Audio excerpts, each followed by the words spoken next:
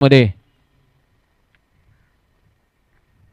यावेळेला पुन्हा एकदा फटका जबरदस्त खेळला गेलाय. क्षेत्ररक्षण धावा, षटकार लेट आलाय, थेट आलाय, परंतु ग्रेट आलाय असंच म्हणावं लागेल. नितांत आवश्यकता होती या षटकाराची.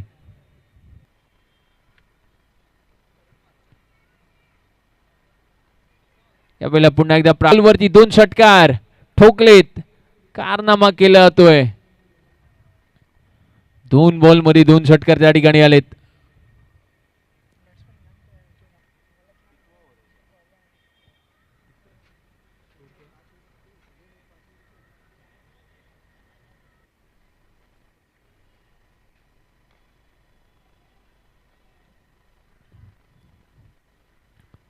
आणि या फटक्यामध्ये षटकारी मिळतोय. 14 षटकामध्ये हा षटकार आला आणि षटकाराच्या मदतीने धावा बनल्यात. स्कोर कार्ड वरती तब्बल 44 धावा.